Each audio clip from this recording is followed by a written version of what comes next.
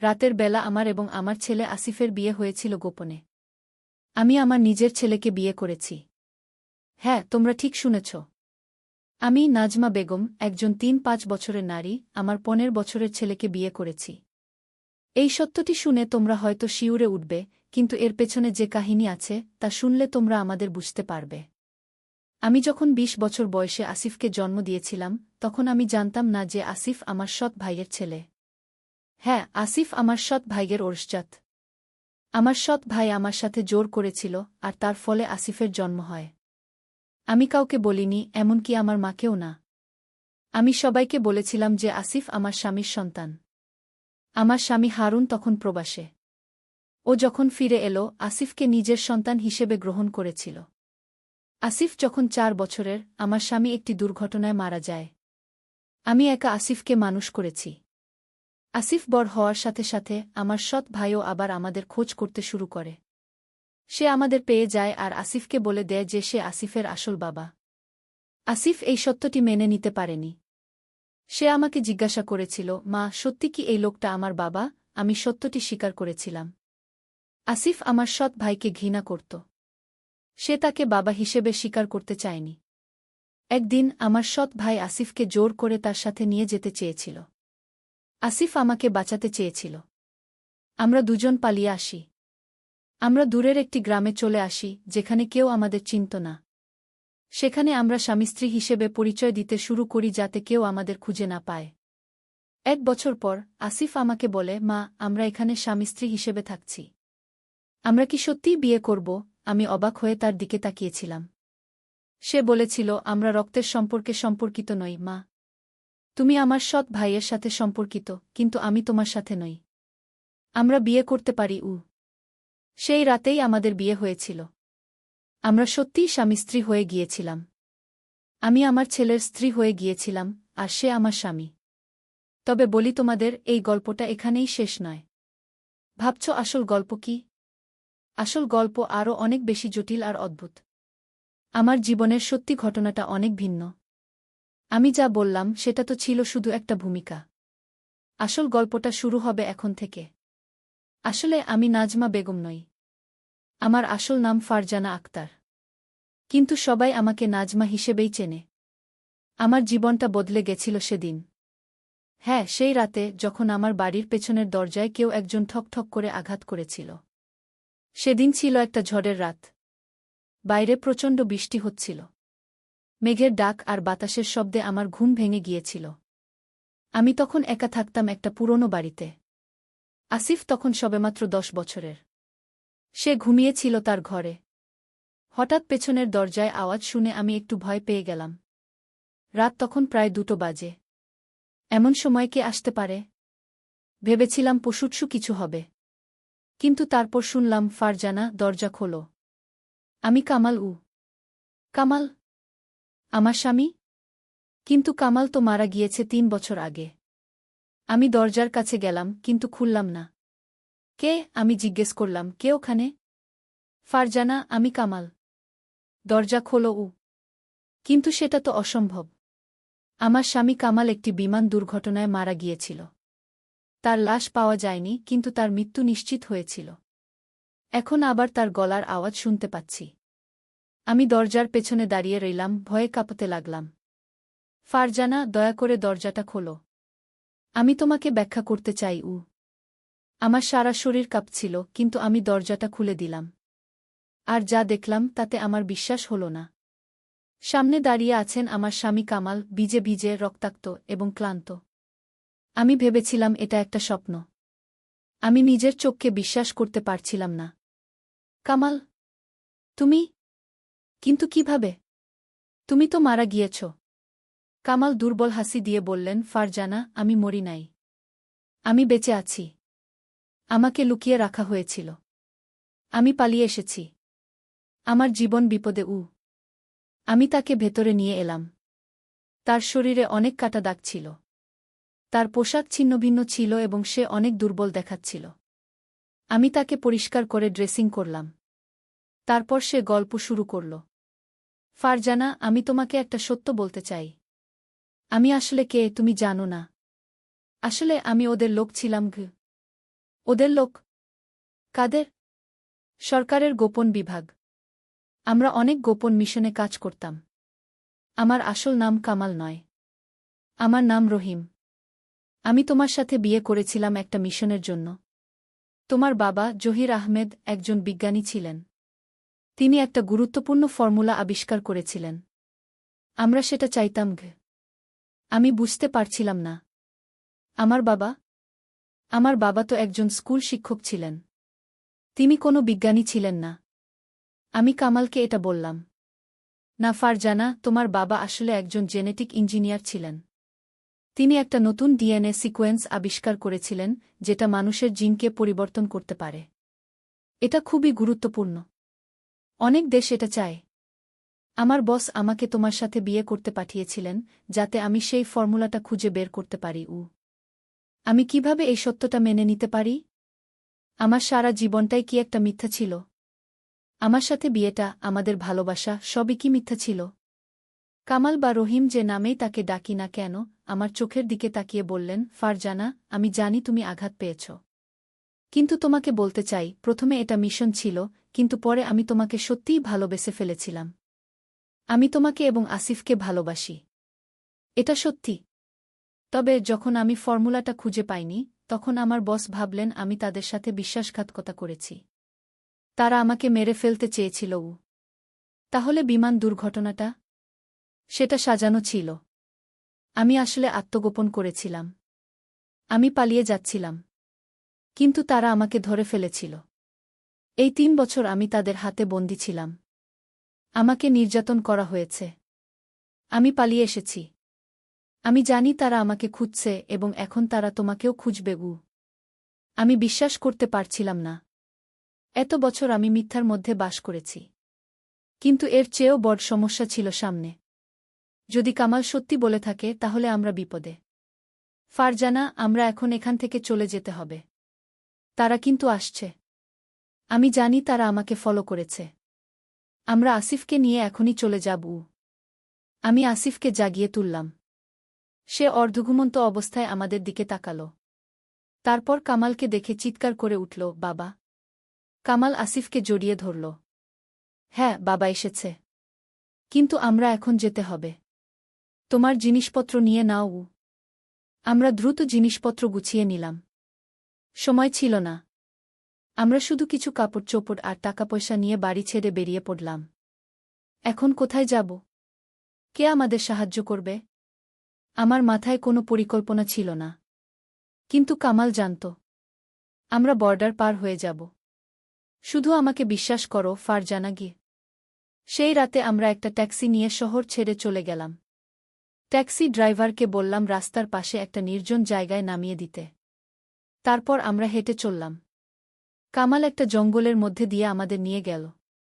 আসিফ ক্লান্ত হয়ে পড়েছিল। মা, আমি আর হাঁটতে পারছি না। আমি তাকে কোলে তুলে নিলাম। কামাল বলল, আরেকটু, আমরা প্রায় পৌঁছে গেছি। ঠিক কোথায় আমরা পৌঁছে গেলাম আমি জানতাম না। কিন্তু এটা একটা পুরনো কুঁড়েঘর ছিল, জঙ্গলের মধ্যে লুকিয়ে। কামাল বলল, এই জায়গাটা আমার একজন পুরনো বন্ধুর। সে আমাদের সাহায্য করবে। আমরা ঘরের ভেতরে গেলাম। ঘর অন্ধকার ছিল। কামাল একটা মোমবাতি জ্বালাল। ঘরটা ছোট ছিল কিন্তু পরিষ্কার। এখানে একটা বিছানা ছিল, একটা টেবিল এবং কিছু চেয়ার। এখানে আমরা কিছু দিন থাকব। তারপর আমরা দেশ ছেড়ে চলে যাব। আমি আসিফকে বিছানায় শুইয়ে দিলাম। সে ঘুমিয়ে পড়ল। আমি কামালের সামনে বসলাম। এখন তুমি আমাকে বলো, সত্যিটা কি? আমার বাবা কোনো ফর্মুলা আবিষ্কার করেছিলেন? আমি তো জানি না এ সম্পর্কে কিছু। কামাল দীর্ঘশ্বাস ফেলল। তোমার বাবা একটা ডিএনএ সিকোয়েন্স আবিষ্কার করেছিলেন যেটা মানুষের আয়ু বাড়াতে পারে। তিনি গবেষণা করেছিলেন জেনেটিক মিউটেশন নিয়ে। তার গবেষণা অনুসারে একটা নির্দিষ্ট জিন সিকোয়েন্স পরিবর্তন করে মানুষের আয়ু দ্বিগুণ করা যায়। এটা ছিল অসাধারণ আবিষ্কার। কিন্তু তোমার বাবা এটা প্রকাশ করতে চাননি। তিনি বলতেন এটা প্রকৃতির বিরুদ্ধে যাওয়া হবে। তিনি এই গবেষণা বন্ধ করে দিয়েছিলেন। কিন্তু সরকার তা জানত। তারা এই ফর্মুলা চাইত। কিন্তু আমার বাবা তো স্কুল শিক্ষক ছিলেন। তিনি তার পরিচয় গোপন রেখেছিলেন। তিনি দিনের বেলায় স্কুলে পড়াতেন আর রাতে তার গবেষণা করতেন। তার ল্যাব ছিল তোমাদের বাড়ির নিচে ভূগর্ভস্থ একটা কক্ষে। তুমি জানতে না আমি এই তথ্য হজম করতে পারছিলাম না। আমার বাবা একজন গোপন বিজ্ঞানী? আমার সারা জীবনে আমি কখনো এমন কিছু টের পাইনি। ফারজানা, তোমার বাবা মারা যাওয়ার আগে তিনি তার সব গবেষণার ফল একটা পেনড্রাইভে সেভ করেছিলেন। সেই পেনড্রাইভটা তিনি তোমাকে দিয়েছিলেন, তুমি জানো না, কিন্তু তোমার কাছে আছে। কি বলছো তুমি? আমার কাছে কোনো পেনড্রাইভ নেই। আছে ফারজানা। তোমার গলার হারটা মনে আছে, যেটা তোমার বাবা তোমাকে দিয়েছিলেন? সেই হারের পেন্ডেন্টের ভেতরে আছে একটা মাইক্রো মেমরি চিপ। সেখানেই আছে ফর্মুলা। আমি অবাক হয়ে গেলাম। আমার গলার হার, যেটা আমার বাবা আমাকে দিয়েছিলেন তার মৃত্যুর আগে, সেটার মধ্যে একটা চিপ। আমি অবিশ্বাসের সাথে আমার গলার হারটা ধরলাম। এটা একটা সোনার পেন্ডেন্ট ছিল, যার মধ্যে একটা ছোট লকেট ছিল। আমি কখনো এটা খুলিনি। এই হার, এর মধ্যে একটা চিপ আছে? কামাল মাথা নাড়ল। হ্যাঁ, সেই চিপে আছে তোমার বাবার সমস্ত গবেষণা। এবং এখন ওরা এটা চায়ও। আমি কিছু বুঝতে পারছিলাম না। ওরা কারা? সরকার? কোন সরকার? আমাদের সরকার? নাকি অন্য কোনো দেশের সরকার? ওরা কারা? একটা গোপন সংস্থা। তারা সরকারের অধীনে কাজ করে, কিন্তু তাদের নিজস্ব এজেন্ডা আছে। তারা তোমার বাবার গবেষণা চায় তাদের মিলিটারি পাওয়ার বাড়ানোর জন্য। ভাবো একবার, যদি তারা সৈন্যদের আজও দ্বিগুণ করতে পারে। আমি কাঁপতে লাগলাম। আমার সারা শরীর ঠান্ডা হয়ে গেল। কিন্তু তারা কিভাবে জানল এই চিপ আমার কাছে আছে? আমি তাদের বলেছি। আমি তাদের এজেন্ট ছিলাম, মনে রাখো। আমি তোমার সাথে বিয়ে করেছিলাম এটা বের করার জন্য। কিন্তু তারপর আমি তোমাকে ভালোবেসে ফেললাম। আমি তাদের বলেছিলাম যে তোমার কাছে এটা নেই। কিন্তু তারা আমাকে বিশ্বাস করেনি। তারা আমাকে ধরে নিয়ে গিয়েছিল, আমাকে নির্যাতন করেছে। আমি তাদের কিছু বলিনি ফারজানা। আমি তোমাকে বাঁচাতে চেয়েছিলাম। আমার চোখে পানি এসে গেল। আমার সারা জীবনটাই মিথ্যার উপর তৈরি হয়েছিল। আমার বিয়ে, আমার সম্পর্ক, সবই ছিল মিথ্যা। কামাল আমার হাত ধরে বলল, ফারজানা, আমি জানি তুমি আমাকে ঘৃণা করবে। আমি তোমার সাথে বিশ্বাসঘাতকতা করেছি। কিন্তু আমি এখন তোমাকে বাঁচাতে চাই। আমরা এই দেশ ছেড়ে চলে যাব। আমরা নতুন করে শুরু করব। আমি কিছু বলতে পারছিলাম না। কি বলবো? আমি কাঁদছিলাম। আসিফ ঘুমাচ্ছিল, কিন্তু আমি জানতাম তার জীবনও বিপদে। আমার ছেলের জীবন বাঁচাতে আমি যে কোনো কিছু করতে পারি। কামাল উঠে দাঁড়াল। আমি বাইরে পাহারা দেব। তুমি শুয়ে পড়ো। কাল ভোরে আমরা রওনা দেব। নদীর ধারে এক গ্রাম। প্রথম অধ্যায়, শুরুর কথা। পদ্মা নদীর ধারে ছোট্ট একটা গ্রাম, নামটা হল কুসুমপুর। এই গ্রামে বাস করত একটা ছেলে, তার নাম রাকিব। রাকিবের বয়স মাত্র 22 বছর। লেখাপড়ায় ভালো ছিল সে, কিন্তু টাকার অভাবে ঢাকা বিশ্ববিদ্যালয়ে ভর্তি পরীক্ষা দিতে পারেনি। এখন গ্রামের স্কুলে পড়ায়। মাসে বেতন পায় 10,000 টাকা। রাকিবের বাবা মারা গেছেন 3 বছর আগে। মা আছেন, ছোট্ট একটা বোন আছে, নাম মিথিলা। মিথিলার বয়স 15, এইচএসসি পরীক্ষা দেবে আগামী বছর। রাকিবের স্বপ্ন ছিল মিথিলাকে ডাক্তার বানাবে। কিন্তু স্বপ্ন আর বাস্তবের মধ্যে অনেক দূরত্ব। শীতের সকাল, কুয়াশায় ঢাকা গ্রাম। রাকিব স্কুলে যাওয়ার জন্য তৈরি হচ্ছে। মা খাবার দিয়েছে একটা টিফিন বক্সে, ভাত আর ডিম ভাজি। রাকিব সাইকেল নিয়ে বেরিয়ে পড়ল। স্কুল 5 কিলোমিটার দূরে। পথে যেতে যেতে রাকিব ভাবছিল তার জীবনের কথা। এই গ্রামে আর কতদিন থাকবে? ঢাকায় গিয়ে কিছু করা যায় কি না? কিন্তু মা আর মিথিলাকে রেখে কিভাবে যাবে? মনটা খারাপ হয়ে গেল। স্কুলে পৌঁছে দেখল হেড স্যার দাঁড়িয়ে আছেন। হেড স্যার মানিক স্যার, বয়স 50-এর কাছাকাছি। ভালো মানুষ। রাকিবকে অনেক স্নেহ করেন। রাকিব, একটু আমার রুমে এসো, মানিক স্যার বললেন। রাকিব রুমে ঢুকল। মানিক স্যার বললেন, তুমি তো জানো আমাদের স্কুলের অবস্থা ভালো না। সরকারি অনুদান কমে গেছে। আমরা হয়তো তোমার বেতন আর বাড়াতে পারব না। রাকিবের মনটা ভেঙে গেল। কিন্তু সে কিছু বলল না। শুধু মাথা নেড়ে বলল, বুঝতে পারছি স্যার। তবে একটা খবর আছে, মানিক স্যার বললেন। শুনেছি জেলা শহরে একটা এনজিও শিক্ষক খুঁজছে। বেতন ভালো, 15,000 টাকা। তুমি চাইলে আবেদন করতে পারো। রাকিব একটু ভাবল। জেলা শহর মানে প্রায় 30 কিলোমিটার দূরে। রোজ যাওয়া আসা করা মুশকিল। থাকতে হবে সেখানে। স্যার, আমি ভেবে দেখি। রাকিব বলল। ক্লাস শুরু হল। রাকিব বাচ্চাদের বাংলা পড়াচ্ছে। ছোট্ট ছোট্ট মুখ, সবাই মন দিয়ে শুনছে। রাকিব ভাবল, এই বাচ্চাদের ছেড়ে কিভাবে যাবে? স্কুল ছুটির পর রাকিব বাড়ি ফিরল। মা রান্না করছে। মিথিলা পড়াশোনা করছে। রাকিব মাকে বলল এনজিওর কথা। মা চুপ করে রইল কিছুক্ষণ। তারপর বলল, ভাই, তুমি যা ভালো মনে করো তাই করো। আমরা সামলে নেব। কিন্তু রাকিব দেখল মায়ের চোখে পানি। দ্বিতীয় অধ্যায়, নতুন সিদ্ধান্ত। সেই রাতে রাকিব ঘুমাতে পারল না। বারবার একই চিন্তা মাথায় আসছে। কি করবে? এখানে থাকবে নাকি নতুন জায়গায় যাবে? পরদিন শুক্রবার। ছুটির দিন। রাকিব সকালে উঠে নদীর ধারে গেল। পদ্মা নদী। শীতকালে পানি কমে যায়, বালুর চর জেগে ওঠে। রাকিব একটা চরের উপর বসল। দূরে মাছ ধরা নৌকা দেখা যাচ্ছে। রাকিব ছোটবেলার কথা ভাবল। বাবা জীবিত ছিলেন তখন। বাবাও মাছ ধরতেন।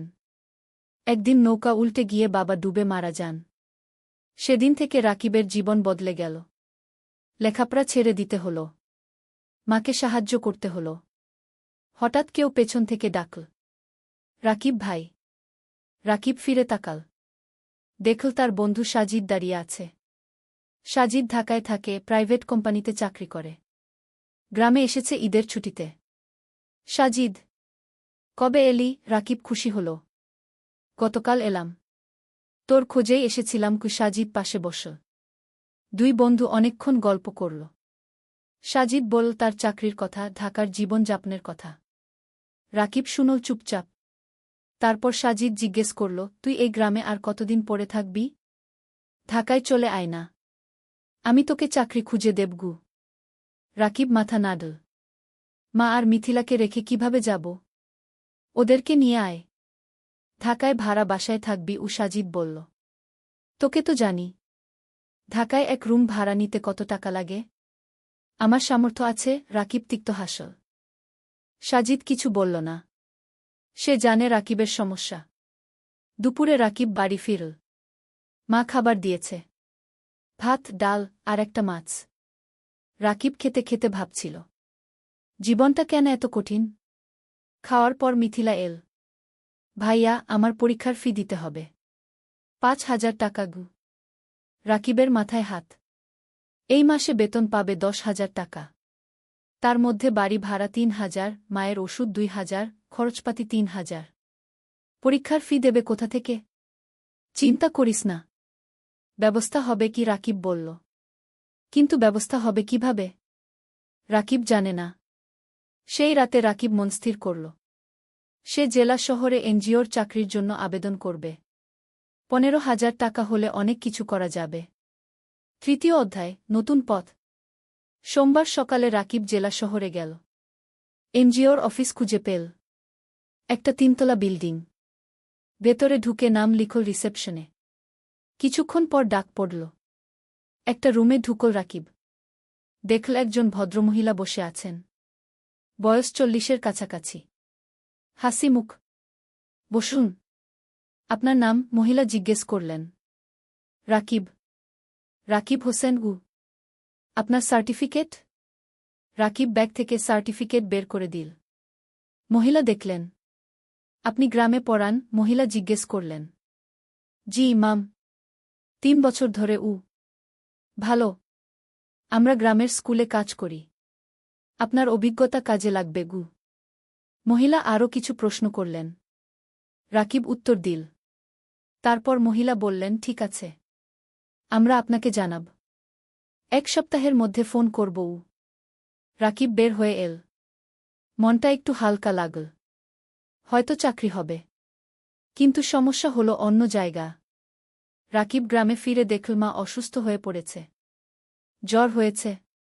ডাক্তার ডেকে আনতে হল। ডাক্তার ওষুধ লিখে দিল। ওষুধের দাম 1,000 টাকা। রাকিবের পকেটে ৫ টাকা ছিল। বাকি ৫ টাকা ধার করতে হলো পাশের বাড়ির কাকার কাছে। মা শুয়ে শুয়ে বলল, ভাই তুমি জেলা শহরে চাকরি নিও না, আমরা এখানে থাকি গু। না মা, তোমার চিকিৎসার জন্য টাকা লাগবে, মিথিলার পড়াশোনার জন্য টাকা লাগবে, আমাকে ভালো চাকরি করতে হবে কি রাকিব বলল। পরের সপ্তাহে রাকিবের ফোন এল এনজিও থেকে। চাকরি হয়েছে, পরের মাস থেকে জয়েন করতে হবে। রাকিব খুশি হল, কিন্তু সাথে সাথে চিন্তাও হল, জেলা শহরে থাকবে কোথায়? বাসা ভাড়া নিতে হবে, সেই টাকা কোথায়? রাকিব মানিক স্যারের কাছে গেল, সব বলল। মানিক স্যার শুনলেন, তারপর বললেন, তুমি চিন্তা করো না, আমার জেলা শহরে একটা ছোট্ট ফ্ল্যাট আছে, খালি পড়ে আছে, তুমি সেখানে থাকতে পারো, প্রথম ৩ মাস ভাড়া লাগবে না আগে। রাকিবের চোখে পানি এল। স্যার আপনি গু, তুমি ভালো ছেলে, তোমার উন্নতি হোক এটাই চাই। মানিক স্যার হাসলেন। রাকিব স্যারের পা ছুঁয়ে সালাম করল। চতুর্থ অধ্যায়, জেলা শহরে নতুন জীবন। পরের মাসের প্রথম দিনে রাকিব জেলা শহরে চলে এল। মা আর মিথিলা গ্রামে রইল। রাকিব ঠিক করল সপ্তাহে একদিন গ্রামে যাবে। মানিক স্যারের ফ্ল্যাট ছোট্ট কিন্তু পরিষ্কার, একটা রুম, একটা রান্নাঘর, একটা বাথরুম। রাকিব নিজের জিনিসপত্র গুছিয়ে রাখল। পরদিন এনজিও অফিসে গেল। কাজ শুরু হল। রাকিবকে দায়িত্ব দেওয়া হল ৫টা গ্রামের স্কুল দেখাশোনা করার। সপ্তাহে ৩ দিন স্কুলে যেতে হবে, বাকি দিন অফিসে। প্রথম দিন রাকিব একটা গ্রামে গেল। স্কুলটা খুবই খারাপ অবস্থায়, ছাদ দিয়ে পানি পড়ে, বেঞ্চ ভাঙা, শিক্ষক মাত্র ২ জন, ছাত্রছাত্রী প্রায় ১৫০। রাকিব শিক্ষকদের সাথে কথা বলল। তারা বলল অনেক সমস্যার কথা, বেতন কম, সরকারি সাহায্য নেই, অনেক বাচ্চা স্কুল ছেড়ে দিয়েছে। রাকিব বুঝল এখানে অনেক কাজ করার আছে। সে মনস্থির করে ভালোভাবে কাজ করবে। সন্ধ্যায় রাকিব ফ্ল্যাটে ফিরল। একা একা রান্না করল, ভাত আর ডিম ভাজি। খেয়ে শুয়ে পড়ল। মায়ের কথা মনে পড়ল, মিথিলার কথা মনে পড়ল। রাকিব মাকে ফোন করল। মা কেমন আছো? ভালো আছি, তুমি খেয়েছ? মা জিজ্ঞেস করল। হ্যাঁ মা, তুমি ওষুধ খেয়েছ তো? খেয়েছি। মিথিলা পড়াশোনা করছে, তুমি চিন্তা করো না আগে। ফোন রেখে রাকিব ঘুমিয়ে পড়ল। দিন যাচ্ছে, রাকিব কাজে মন দিচ্ছে। সে দেখছে স্কুলগুলোর অবস্থা ধীরে ধীরে ভালো হচ্ছে। এনজিও থেকে সাহায্য আসছে, নতুন বেঞ্চ এসেছে, ছাদ মেরামত হয়েছে, শিক্ষকদের ট্রেনিং দেওয়া হচ্ছে। রাকিব খুশি, তার মনে হচ্ছে সে কিছু ভালো কাজ করছে। ৩ মাস পর রাকিব প্রথম বেতন পেল, ১৫,০০০ টাকা। রাকিব সাথে সাথে ১০,০০০ টাকা মাকে পাঠিয়ে দিল। বাকি ৫,০০০ টাকা দিয়ে নিজের খরচ চালাবে। মা ফোন করে কাঁদল। ভাই তুমি এত টাকা পাঠালে তোমার কি হবে? মা তুমি চিন্তা করো না, আমার হয়ে যাবে, তুমি ভালো থাকো গো। রাকিবের মনে হল জীবনে প্রথমবার সে কিছু করতে পারছে। পঞ্চম অধ্যায়, নতুন বন্ধুত্ব। এনজিও অফিসে রাকিবের সহকর্মী অনেক। তার মধ্যে একজন মেয়ে আছে, নাম তানিয়া। তানিয়া ঢাকা থেকে এসেছে, লেখাপড়া করেছে ঢাকা বিশ্ববিদ্যালয়ে, খুব মেধাবী, কিন্তু গ্রামের মানুষের জন্য কাজ করতে চায়, তাই এনজিওতে জয়েন করেছে। তানিয়া আর রাকিব প্রায় একসাথে মাঠে কাজ করে, স্কুলে যায়, শিক্ষকদের সাথে কথা বলে, বাচ্চাদের পড়ায়। ধীরে ধীরে তানিয়া আর রাকিবের মধ্যে বন্ধুত্ব হল। তানিয়া রাকিবকে অনেক কিছু শেখায়, কিভাবে প্রজেক্ট প্ল্যান করতে হয়, কিভাবে রিপোর্ট লিখতে হয়, কিভাবে মানুষের সাথে কথা বলতে হয়। রাকিব তানিয়াকে শেখায় গ্রামের জীবন সম্পর্কে, গ্রামের মানুষের সমস্যা সম্পর্কে, কিভাবে তাদের সাহায্য করা যায়। একদিন তানিয়া রাকিবকে জিজ্ঞেস করল, তুমি কি বিয়ে করেছ? রাকিব হেসে বলল, না, বিয়ের কথা ভাবার সময় নেই, এখন পরিবারের দায়িত্ব আছে গু। তোমার পরিবার কেমন? তানিয়া জিজ্ঞেস করল। রাকিব তার মা আর মিথিলার কথা বলল, বাবার মৃত্যুর কথা বলল, কিভাবে সে সংসার চালাচ্ছে সেই কথা বলল। তানিয়া শুনল চুপচাপ। তারপর বলল, তুমি খুব সাহসী। রাকিব কিছু বলল না, শুধু হাসল। সময় যাচ্ছে, রাকিবের কাজ ভালো হচ্ছে, এনজিও থেকে তাকে প্রশংসা করা হচ্ছে, বেতনও বাড়ল। এখন 17,000 টাকা পায়। রাকিব সপ্তাহে একদিন গ্রামে যায়, মাকে দেখে আসে, মিথিলার পড়াশোনা দেখে দেয়। মিথিলা এখন কলেজে পড়ছে, সে ডাক্তার হতে চায়। একদিন মা রাকিবকে বলল, ভাই, তোর বিয়ের কথা ভাবা উচিত কি? রাকিব হাসল, মা, এখনো সময় আছে, আগে মিথিলাকে প্রতিষ্ঠিত করি কি। কিন্তু তোর বয়স হয়ে যাচ্ছে। আমি চিন্তায় থাকি কি, মা বলল। তুমি চিন্তা করো না মা, সব ঠিক হবে। ষষ্ঠ অধ্যায়, প্রেম আর স্বপ্ন। 1 বছর পার হয়ে গেল। রাকিব এখন এনজিওতে প্রজেক্ট কোঅর্ডিনেটর, বেতন 20,000 টাকা। সে এখন একটা ভাড়া বাসায় থাকে, মাসে ভাড়া 5,000 টাকা। তবু মাকে প্রতি মাসে 12,000 টাকা পাঠায়। মিথিলা খুব ভালো ফলাফল করেছে, সে মেডিকেল কলেজে ভর্তি হতে চায়। কিন্তু ভর্তি পরীক্ষার জন্য কোচিং করতে হবে, কোচিং ফি অনেক। রাকিব চিন্তায় পড়ল, কোথা থেকে টাকা আসবে। তানিয়া বুঝতে পারল রাকিবের সমস্যা। একদিন সে বলল, রাকিব, তুমি কিছু চিন্তিত মনে হচ্ছে কি? রাকিব মিথিলার কথা বলল। তানিয়া বলল, আমি আমার এক বন্ধুকে জানি, সে ঢাকায় মেডিকেল কোচিং সেন্টার চালা। আমি তাকে বলবো, হয়তো কম ফিতে তোমার বোনকে ভর্তি করে নেবে গি। রাকিব অবাক হল, তুমি এত সাহায্য করছো কেন? তানিয়া চুপ করে রইল কিছুক্ষণ, তারপর বলল, কারণ তুমি ভালো মানুষ গো। রাকিব কিছু বলল না, কিন্তু মনের ভেতর একটা অনুভূতি হল। পরের সপ্তাহে তানিয়া তার বন্ধুর সাথে রাকিবের কথা হল। বন্ধু রাজি হল মিথিলাকে অর্ধেক ফিতে ভর্তি করতে। রাকিব খুশিতে আত্মহারা। সে তানিয়াকে ধন্যবাদ দিল বারবার। তানিয়া হেসে বলল, ধন্যবাদ না, একটা ট্রিট দাও। রাকিব তানিয়াকে নিয়ে গেল একটা রেস্টুরেন্টে। দুজন একসাথে খাবার খেল, অনেক গল্প করল, হাসল। খাওয়ার পর বাইরে বের হয়ে তানিয়া বলল, রাকিব, আমি তোমাকে একটা কথা বলতে চাই। বলো। তানিয়া একটু থেমে বলল, আমি তোমাকে ভালোবাসি। রাকিব স্তব্ধ হয়ে গেল, কি বলবে বুঝতে পারল না। তানিয়া বলল, আমি জানি এটা হঠাৎ শোনাচ্ছে, কিন্তু 1 বছর ধরে তোমার সাথে কাজ করছি। তোমার চরিত্র, তোমার পরিবারের প্রতি দায়িত্ববোধ, তোমার সততা, সব কিছু দেখেছি।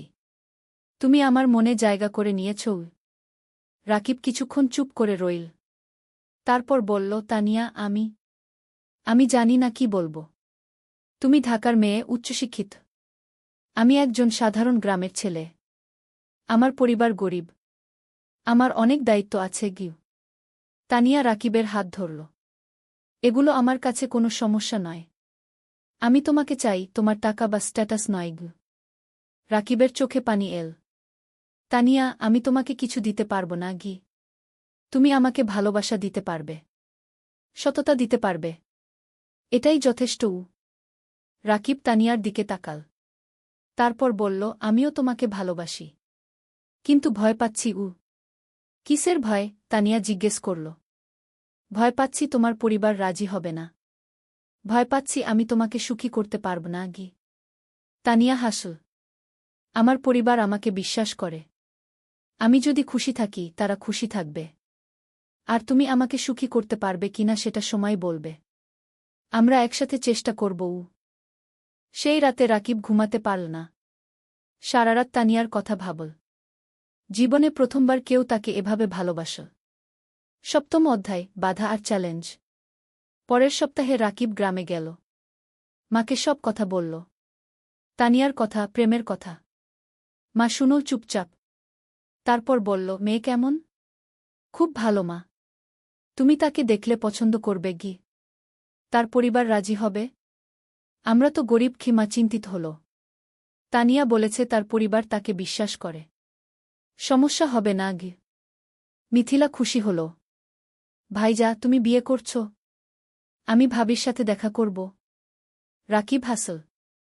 হ্যাঁ রে, তোকে নিয়ে যাব ঢাকায়। কিন্তু সমস্যা এল অন্য দিক থেকে। তানিয়া তার বাবা মাকে রাকিবের কথা বলল। প্রথমে তারা খুশি হল, কিন্তু যখন জানো রাকিব একজন এনজিও কর্মী, বেতন মাত্র 20,000 টাকা, তখন তারা আপত্তি করল। তানিয়ার বাবা বললেন, তানিয়া, তুমি ঢাকা বিশ্ববিদ্যালয় থেকে পাস করেছ। তুমি একজন ভালো চাকরিজীবী ছেলে পাবে। এই ছেলে তোমাকে কি দেবে? তানিয়া বলল, বাবা, আমি টাকার জন্য বিয়ে করছি না। আমি রাকিবকে ভালোবাসি। ভালোবাসা দিয়ে সংসার চলে না কি? তানিয়ার মা বললেন। বাবা, মা, রাকিব খুব সৎ এবং পরিশ্রমী। সে তার পরিবারের জন্য অনেক কষ্ট করছে। এরকম মানুষ এখন কমই আছে কি? তানিয়া বোঝানোর চেষ্টা করল। আমরা সময় চাই। আমরা ছেলেটাকে দেখতে চাই কি? তানিয়ার বাবা বললেন। তানিয়া রাকিবকে ফোন করে সব বলল। রাকিব শুনল। তারপর বলল, আমি জানতাম এটা হবে গু। তুমি হাল ছেড়ে দিও না। আমি তাদের বোঝাব। তানিয়া বলল। পরের মাসে রাকিব ঢাকায় গেল। তানিয়ার বাবা মার সাথে দেখা করল। তারা রাকিবকে অনেক প্রশ্ন করল। রাকিব সব সততার সাথে উত্তর দিল। তানিয়ার বাবা বললেন, তুমি তোমার ভবিষ্যৎ নিয়ে কি ভাবছ? তুমি সারা জীবন এনজিওতে থাকবে? রাকিব বলল, আঙ্কেল, আমি স্বপ্ন দেখি একদিন নিজের একটা স্কুল করব। গ্রামের গরিব ছেলে মেয়েদের বিনামূল্যে পড়াব। এটা আমার লক্ষ্য। তানিয়ার বাবা অবাক হলেন। তুমি কি জানো একটা স্কুল খুলতে কত টাকা লাগে? জানি আঙ্কেল। কিন্তু আমি বিশ্বাস করি যদি সততার সাথে চেষ্টা করি, একদিন সফল হব। তানিয়ার বাবা কিছু বললেন না। কিন্তু রাকিবের চোখে যে আগুন দেখলেন সেটা তাকে ভাবিয়ে তুলল। সেই রাতে তানিয়ার বাবা মা আলোচনা করলেন। তারপর তারা রাজি হলেন। কিন্তু একটা শর্ত দিলেন, রাকিবকে আরও ভালো চাকরি খুঁজতে হবে। রাকিব শর্ত মেনে নিল। অষ্টম অধ্যায়, নতুন সুযোগ। বিয়ের প্রস্তুতি শুরু হল। কিন্তু রাকিব চিন্তায় ছিল। বিয়েতে অনেক খরচ হবে। সেই টাকা কোথায়? তানিয়া বলল, আমরা সিম্পল বিয়ে করব। বেশি খরচ করব না আগে। কিন্তু তানিয়ার পরিবার বড় বিয়ে চায়। অনেক আত্মীয় স্বজন আছে। রাকিব টেনশনে ছিল। তখন মানিক স্যার তাকে ডাকলেন। স্যার বললেন, রাকিব, আমি শুনেছি তোমার বিয়ে হবে। আমি তোমাকে একটা উপহার দিতে চাই। স্যার একটা খাম দিলেন। খামে ছিল 50,000 টাকা। রাকিবের চোখ বড় হয়ে গেল। স্যার, এটা আমি নিতে পারব না গিয়ে। এটা উপহার। তুমি আমার ছাত্রের মতো। তুমি অবশ্যই নেবে। স্যার জোর করলেন। রাকিব স্যারকে জড়িয়ে ধরল। স্যার, আপনি আমার জন্য অনেক কিছু করেছেন। তুমি ভালো থাকো। এটাই চাই। এদিকে রাকিবের ভাগ্য ঘুরতে শুরু করল। একদিন এনজিওর ডিরেক্টর রাকিবকে ডাকলেন। বললেন, রাকিব, তোমার কাজ আমরা খুব পছন্দ করেছি। আমরা একটা নতুন প্রজেক্ট শুরু করছি। তুমি প্রজেক্ট ম্যানেজার হবে। বেতন হবে 35,000 টাকা। রাকিব বিশ্বাস করতে পারল না। 35,000 টাকা!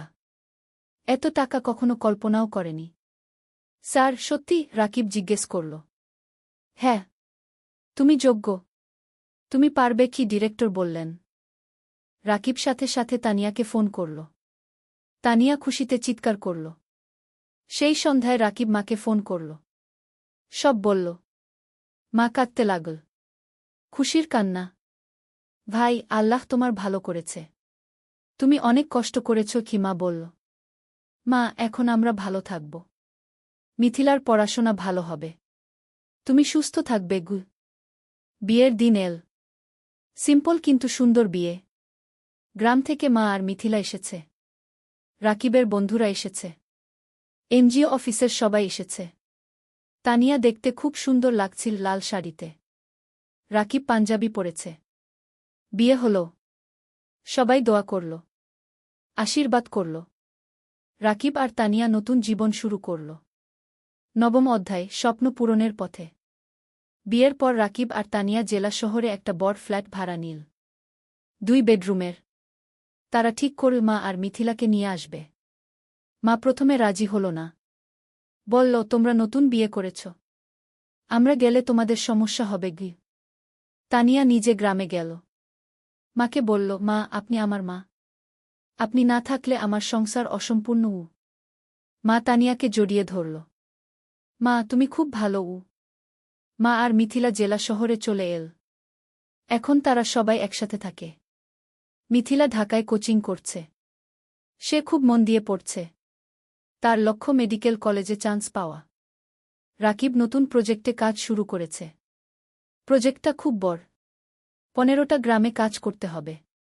স্কুল, স্বাস্থ্যকেন্দ্র, নারী উন্নয়ন, সব ধরনের কাজ। রাকিব খুব ব্যস্ত হয়ে গেল। সকাল থেকে রাত পর্যন্ত কাজ। কিন্তু সে খুশি। কারণ সে মানুষের উপকার করছে। তানিয়াও কাজ করছে। সেও একটা প্রজেক্টে আছে। তাদের দুজনের মিলে এখন বেতন 55,000 টাকা। এত টাকা রাকিব কখনো কল্পনা করেনি। এখন তারা স্বাচ্ছন্দ্যে আছে। মায়ের ভালো চিকিৎসা হচ্ছে। মিথিলার পড়াশোনা ভালো হচ্ছে। রাকিব কিছু টাকা সেভিংসও করছে। একদিন রাকিব তানিয়াকে বলল, তুমি জানো, আমার স্বপ্ন ছিল একটা স্কুল করা গিয়ে। হ্যাঁ, মনে আছে। তুমি এখনও সেই স্বপ্ন দেখো? তানিয়া জিজ্ঞেস করল। হ্যাঁ। আমি ভাবছি আমরা যদি কিছু টাকা সেভ করি, তাহলে হয়তো একদিন একটা ছোট্ট স্কুল খুলতে পারব। তানিয়া হাসল। চলো, আমরা একসাথে এই স্বপ্ন পূরণ করব। দুজনে মিলে প্ল্যান করতে লাগল। কিভাবে টাকা জমাবে? কোথায় স্কুল খুলবে? কিভাবে চালাবে? 1 বছর পর মিথিলা মেডিকেল ভর্তি পরীক্ষা দিল। রেজাল্ট আসল। সে চান্স পেয়েছে সরকারি মেডিকেল কলেজে। পুরো পরিবার খুশিতে আত্মহারা। মা কাঁদল। রাকিব মিথিলাকে জড়িয়ে ধরল। তানিয়া মিষ্টি বিতরণ করল। ভাইয়া, এটা তোমার জন্য। তুমি আমার জন্য সব ত্যাগ করেছ। মিথিলা কাঁদতে কাঁদতে বলল। না রে, এটা তোর নিজের যোগ্যতা। তুই মন দিয়ে পড়েছিস। রাকিব বলল। সেই রাতে রাকিব ছাদে দাঁড়িয়ে আকাশের দিকে তাকাল। তার মনে পড়ল বাবার কথা। বাবা বেঁচে থাকলে কত খুশি হতেন। তানিয়া এসে পাশে দাঁড়াল। কি ভাবছ? বাবার কথা ভাবছি। সেই গরিব দিনগুলোর কথা ভাবছি। আজ আমরা এত দূর এসেছি। হ্যাঁ। আর এটা শুধু শুরু। আমাদের আরও অনেক পথ যেতে হবে। তানিয়া বলল। 10ম অধ্যায়, চূড়ান্ত স্বপ্ন। 3 বছর পার হয়ে গেল। রাকিব এখন এনজিওর সিনিয়র প্রজেক্ট ম্যানেজার। বেতন 50,000 টাকা। Tania project coordinator. বেতন 40,000 টাকা। মিথিলা এখন মেডিকেল কলেজের 3য় বর্ষে। সে খুব ভালো পড়ছে। তার লক্ষ্য একজন ভালো ডাক্তার হওয়া এবং গ্রামের মানুষের সেবা করা। মা এখন সুস্থ। তার মুখে হাসি ফিরে এসেছে। রাকিব আর তানিয়া এই 3 বছরে প্রায় 10 লক্ষ টাকা সেভ করেছে। এখন তারা ঠিক করেছে স্বপ্নের স্কুল খুলবে। রাকিব গ্রামে গিয়ে একটা জমি কিনল। 2 বিঘা জমি। সেখানে স্কুল করবে। তারা ব্যাংক থেকে লোন নিল। আরও 5 লক্ষ টাকা। মোট 15 লক্ষ টাকা দিয়ে স্কুল তৈরি করা শুরু হল। মানিক স্যার অনেক সাহায্য করলেন। তিনি স্কুলের ডিজাইন করে দিলেন। শিক্ষক খুঁজে দিলেন। 6 মাস পর স্কুল তৈরি হল। নাম দেওয়া হল আলোর পাঠশালা। স্লোগান, শিক্ষাই আলো, শিক্ষাই মুক্তি। স্কুলে গরিব পরিবারের বাচ্চারা বিনামূল্যে পড়বে। ধনী পরিবারের বাচ্চারা কম ফিতে পড়বে। এই ফি দিয়ে স্কুল চলবে।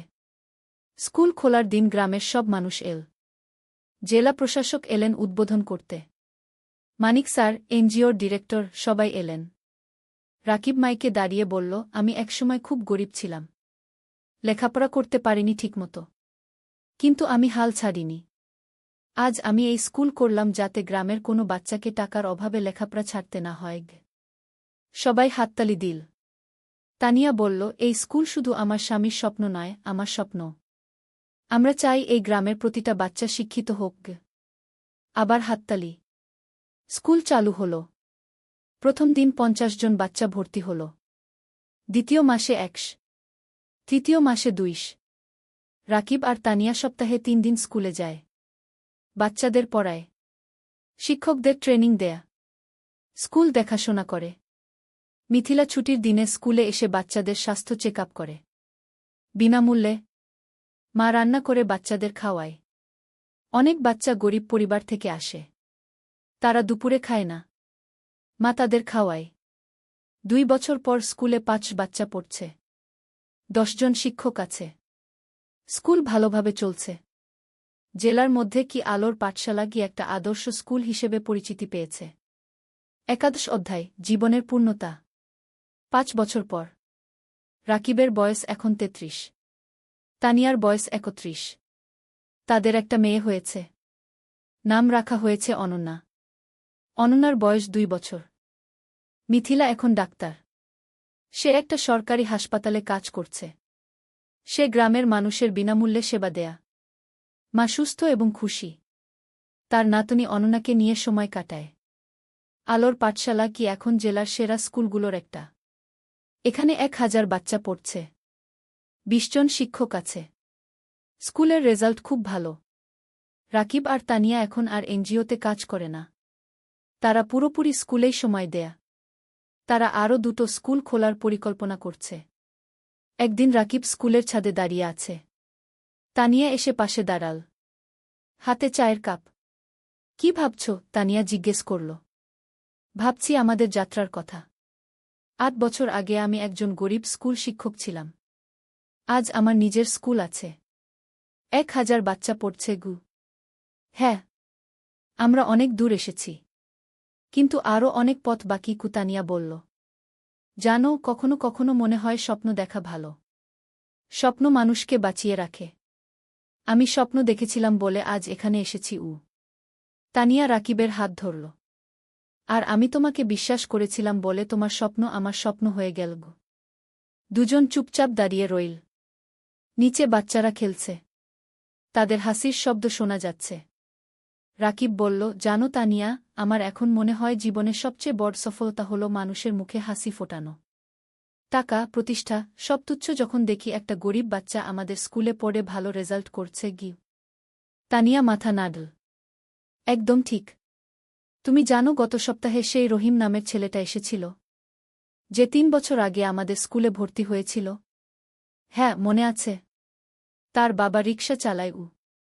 সে ক্লাসে ফার্স্ট হয়েছে। তার বাবা এসে আমার পা ছুঁয়ে কাঁদছিল। বলছিল, আপনারা না থাকলে আমার ছেলে লেখাপড়া শিখতে পারত না। রাকিবের চোখ ভিজে গেল। এই মুহূর্তগুলোর জন্যই আমরা কাজ করি। হঠাৎ অনন্যা দৌড়ে এল। বাবা, বাবা, দেখো আমি কি এঁকেছি। রাকিব মেয়েকে কোলে তুলে নিল। অনন্যা একটা ছবি দেখাল। একটা স্কুল, সামনে অনেক বাচ্চা। এটা কি? রাকিব জিজ্ঞেস করল। এটা আমাদের স্কুল। দাদু বলেছে তুমি এই স্কুল বানিয়েছ। অনন্যা বলল। রাকিব মেয়ের কপালে চুমু খেল। হ্যাঁ রে, একদিন তুইও বড় হয়ে ভালো কিছু করবি। আমি ডাক্তার হব, মাসির মতো। তারপর গরিব মানুষদের দেখব। অনন্যা বলল। তানিয়া হাসল। দেখছ, আমাদের পরবর্তী প্রজন্ম স্বপ্ন দেখছে। দ্বাদশ অধ্যায়, নতুন চ্যালেঞ্জ। কিন্তু জীবন কখনো সোজা পথে চলে না। একদিন রাকিব খবর পেল স্কুলের জমি নিয়ে সমস্যা হয়েছে। একজন স্থানীয় রাজনীতিবিদ দাবি করছে জমিটা তার। রাকিব চিন্তায় পড়ে গেল। সে আইনজীবীর সাথে দেখা করল। আইনজীবী বলল, কাগজপত্র দেখাও। রাকিব সব কাগজ দেখাল। আইনজীবী দেখে বলল, তোমার কাগজ ঠিক আছে, কিন্তু ওই লোক ক্ষমতাবান। সে ঝামেলা করবে। তাহলে কি করব? রাকিব জিজ্ঞেস করল। কোর্টে কেস করতে হবে। সময় লাগবে, টাকাও লাগবে। রাকিব বাড়ি ফিরে তানিয়াকে সব বলল। তানিয়া শুনল। তারপর বলল, আমরা লড়ব। আমরা সত্যের পক্ষে আছি। কেস শুরু হল। প্রতি সপ্তাহে কোর্টে যেতে হচ্ছে। আইনজীবীর ফি দিতে হচ্ছে। টাকা খরচ হচ্ছে অনেক। কিন্তু রাকিব হাল ছাড়ল না। সে জানে সে ন্যায়ের পক্ষে। এই সময় গ্রামের মানুষ রাকিবের পাশে দাঁড়াল। তারা একটা কমিটি করল। সবাই মিলে টাকা তুলল রাকিবকে সাহায্য করার জন্য। একদিন গ্রামের চেয়ারম্যান রাকিবের কাছে এসে বলল, রাকিব, তুমি আমাদের গ্রামের গর্ব। তুমি আমাদের বাচ্চাদের শিক্ষিত করছ। আমরা তোমাকে একা ছাড়ব না। রাকিব কান্নায় ভেঙে পড়ল। আপনারা আমার পরিবার। মানিক স্যারও সাহায্য করলেন। তিনি জেলা প্রশাসকের সাথে কথা বলল। প্রশাসক বিষয়টা দেখলেন। ৬ মাস পর কোর্ট রায় দিল রাকিবের পক্ষে। জমি রাকিবেরই। সেই দিন স্কুলে উৎসব হল। সবাই খুশি। বাচ্চারা নাচল, গাইল। রাকিব মাইকে বলল, আজ আমরা জিতেছি। কিন্তু এটা শুধু আমার জয় নয়, এটা আমাদের সবার জয়। সত্যের ত্রয়োদশ অধ্যায় সম্প্রসারণ। কেস জেতার পর রাকিবের আত্মবিশ্বাস বেড়ে গেল। সে ঠিক করল আরও একটা স্কুল খুলবে পাশের জেলায়। তানিয়া রাজি হল। তারা আবার সেভিংস শুরু করল। এই সময় একটা বড় সুখবর এল। একটা আন্তর্জাতিক এনজিও তাদের স্কুলের কথা শুনেছে। তারা সাহায্য করতে চায়। এনজিওর একজন প্রতিনিধি এল আলোর পাঠশালাগু দেখতে। সে সব দেখল। শিক্ষকদের সাথে কথা বলল। বাচ্চাদের সাথে কথা বলল। তারপর সে রাকিবকে বলল, আমরা আপনার কাজে মুগ্ধ। আমরা আপনাকে 10 লক্ষ টাকা গ্রান্ট দিতে চাই নতুন স্কুলের জন্য। রাকিব বিশ্বাস করতে পারল না। 10 লক্ষ টাকা? সত্যি? রাকিব জিজ্ঞেস করল। হ্যাঁ। আপনি একটা প্রস্তাব লিখে পাঠান। আমরা অনুমোদন করব। রাকিব আর তানিয়া রাত দিন পরিশ্রম করে প্রস্তাব লিখল। পাঠিয়ে দিল। 1 মাস পর অনুমোদন এল। 10 লক্ষ টাকা। রাকিব পাশের জেলায় জমি কিনা। নতুন স্কুল তৈরি শুরু হল। এবার আরও বড় স্কুল। আরও ভালো সুবিধা। মিথিলা বলল, ভাইজা, নতুন স্কুলে একটা হেলথ ক্লিনিক বানাও। আমি সপ্তাহে একদিন এসে বাচ্চাদের দেখবগু। চমৎকার আইডিয়া, রাকিব বলল। নতুন স্কুলে একটা হেলথ ক্লিনিকও তৈরি হল। মিথিলা আর তার 2 জন সহকর্মী ডাক্তার সেখানে বিনামূল্যে সেবা দেয়া। নতুন স্কুলের নাম দেওয়া হল আলোর পাঠশালা, দুগ। এখানেও গরিব বাচ্চারা বিনামূল্যে পড়ে। 1 বছরে দ্বিতীয় স্কুলেও 5 বাচ্চা ভর্তি হল। রাকিবের স্বপ্ন আরও বড় হল। সে ভাবল জেলার প্রতিটা গ্রামে একটা করে স্কুল করবে। চতুর্দশ অধ্যায় পুরস্কার। 3 বছর পর। রাকিব এখন 40 বছরের। তার 5টা আলোর পাঠশালাগু আছে। 5টা জেলায়। প্রায় 3000 বাচ্চা পড়ছে। 2 শিক্ষক কাজ করছে। একদিন রাকিব একটা ফোন পেল। ঢাকা থেকে। শিক্ষা মন্ত্রণালয় থেকে। আপনি রাকিব হোসেন? ফোনে একজন জিজ্ঞেস করল। জিউ। আপনাকে জানাতে পেরে আনন্দিত যে আপনার নাম জাতীয় শিক্ষা পুরস্কারের জন্য নির্বাচিত হয়েছে। আপনি গ্রামীণ শিক্ষায় অসামান্য অবদান রেখেছেন। রাকিব স্তব্ধ হয়ে গেল। জাতীয় পুরস্কার? সত্যি? রাকিব জিজ্ঞেস করল।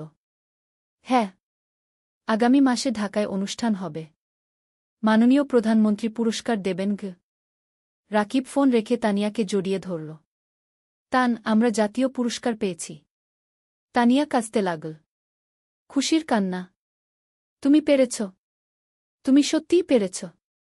মা খবর শুনে কাঁদল। ভাই, তোর বাবা বেঁচে থাকলে কত খুশি হতো। মিথিলা বলল, ভাইজা, তুমি আমার হিরো গো। অনন্যা, এখন 7 বছর, বলল, বাবা, তুমি সবচেয়ে ভালো বাবা। পুরস্কারের দিন। ঢাকা। বঙ্গভবন। রাকিব স্যুট পরেছে। তানিয়া শাড়ি পরেছে। মা, মিথিলা, অনন্যা সবাই গেছে। মানিক স্যারও গেছে। তিনি রাকিবকে বললেন, আমি গর্বিত তোমার শিক্ষক ছিলাম। অনুষ্ঠানে অনেক মানুষ। রাকিবের নাম ডাকা হল। সে মঞ্চে উঠল। প্রধানমন্ত্রী তাকে পুরস্কার দিলেন। একটা ক্রেস্ট, একটা সার্টিফিকেট আর 5 লক্ষ টাকা। রাকিব মাইকে দাঁড়িয়ে বলল, আমি একজন সাধারণ গ্রামের ছেলে। আমার বাবা রিকশা চালাতেন। আমি গরিব পরিবার থেকে এসেছি। কিন্তু আমি স্বপ্ন দেখতে ছাড়িনি। আজ আমি এখানে দাঁড়িয়ে বলতে পারি, যে কেউ পারে যদি সে চেষ্টা করে। পুরো হল হাততালিতে মুখরিত হল। এই পুরস্কার শুধু আমার নয়। এটা আমার স্ত্রী তানিয়ার, আমার মায়ের, আমার বোন মিথিলার, আমার গুরু মানিক স্যারের, আর আমার সেই সব বাচ্চাদের যারা আলোর পাঠশালায় পড়ছে। আবার হাততালি। অনুষ্ঠান শেষ হল। সবাই বাড়ি ফিরল। সেই রাতে রাকিব ব্যালকনিতে দাঁড়িয়ে আকাশের দিকে তাকাল।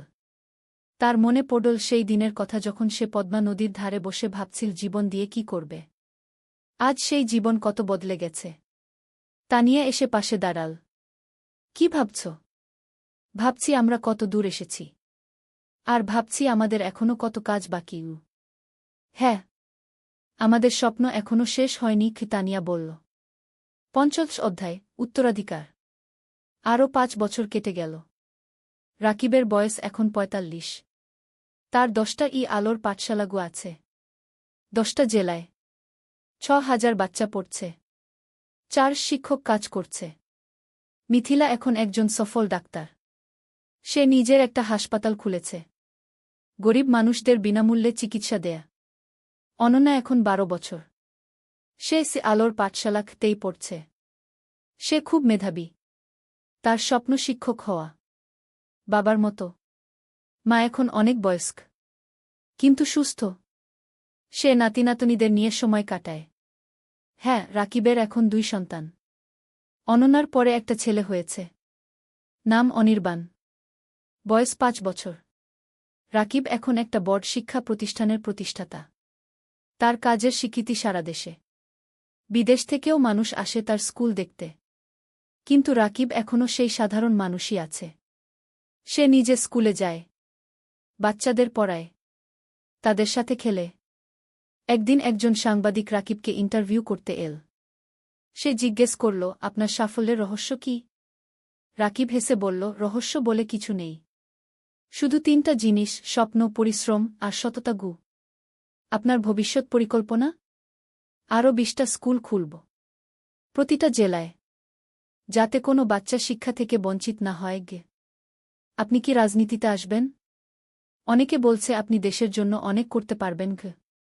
রাকিব মাথা নাড়ল। না, আমি শিক্ষক থাকতে চাই। রাজনীতি আমার জায়গা নয়। সাংবাদিক আরও অনেক প্রশ্ন করল। রাকিব উত্তর দিল। সেই রাতে টিভিতে ইন্টারভিউ দেখানো হল। পুরো দেশ দেখল। অনেক মানুষ অনুপ্রাণিত হল রাকিবের গল্পে। পরের দিন রাকিবের ফোন বাজতে লাগল। অনেক মানুষ সাহায্য করতে চায়, ডোনেশন দিতে চায়, স্বেচ্ছাসেবক হতে চায়।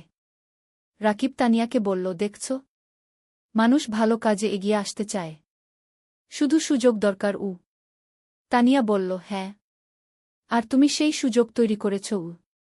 শেষ অধ্যায়, জীবনের অর্থ। আরও 10 বছর পরের ঘটনা। রাকিবের বয়স এখন 55। চুলে পাক ধরেছে, কিন্তু চোখে এখনও সেই আগুন। তার এখন 25টা আলোর পাঠশালাগু আছে। 15,000 বাচ্চা পড়ছে। 1000-এর বেশি শিক্ষক কাজ করছে। মা আর বেঁচে নেই। 3 বছর আগে মারা গেছেন। শান্তিতে। তার শেষ ইচ্ছা ছিল রাকিব যেন তার কাজ চালিয়ে যায়। রাকিব সেই ওয়াদা রেখেছে। মিথিলা এখন একজন প্রতিষ্ঠিত ডাক্তার। তার হাসপাতাল জেলার সেরা হাসপাতাল। সে বিয়ে করেছে একজন ইঞ্জিনিয়রকে। তাদের 2 সন্তান। অনন্যা এখন 22 বছর। সে শিক্ষক হয়েছে। আলোর পাঠশালাতেই পড়ায়। সে বাবার উত্তরসূরি। অনির্বাণ এখন 15 বছর। সে মেডিকেলে পড়তে চায়। মাসির মতো ডাক্তার হতে চায়। রাকিব এখন অনেক কম সময় অফিসে থাকে। বেশিরভাগ সময় বাচ্চাদের সাথে থাকে। গল্প বলে, গান শেখায়, জীবনের পাঠ দেয়। একদিন একটা বাচ্চা রাকিবকে জিজ্ঞেস করল, স্যার, আপনি এত কিছু করলেন কেন? আপনি তো ব্যবসা করে ধনী হতে পারতেন। রাকিব হাসল। বাবা, টাকা দিয়ে সব কিছু কেনা যায় না। আমি যখন দেখি তুমি ভালো রেজাল্ট করেছ, তখন যে আনন্দ পাই সেটা কোনো টাকায় কেনা যায় না। তাহলে জীবনের অর্থ কি স্যার? বাচ্চাটা জিজ্ঞেস করল। রাকিব একটু ভাবল। তারপর বলল, জীবনের অর্থ হল অন্যের জীবনে আলো জ্বালানো। যদি তুমি একজন মানুষকেও সাহায্য করতে পারো, তাহলে তোমার জীবন সার্থক। বাচ্চাটা মাথা নাড়ল। আমিও আপনার মতো হতে চাই স্যার। রাকিব বাচ্চাটার মাথায় হাত বুলিয়ে দিল। তুমি আমার চেয়ে আরও ভালো হবে। সেই সন্ধ্যায় রাকিব আর তানিয়া তাদের বাড়ির ছাদে বসে আছে। সূর্য অস্ত যাচ্ছে। আকাশ লালকুমলা রঙে রাঙানো। তানিয়া বলল, তুমি জানো, যখন প্রথম তোমাকে দেখেছিলাম তখন জানতাম না তুমি এত দূর যাবে।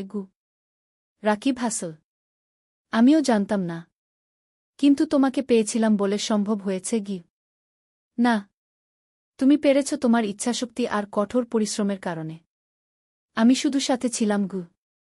তুমি শুধু সাথে ছিলে না, তুমি আমার শক্তি ছিলে, আমার অনুপ্রেরণা ছিলে।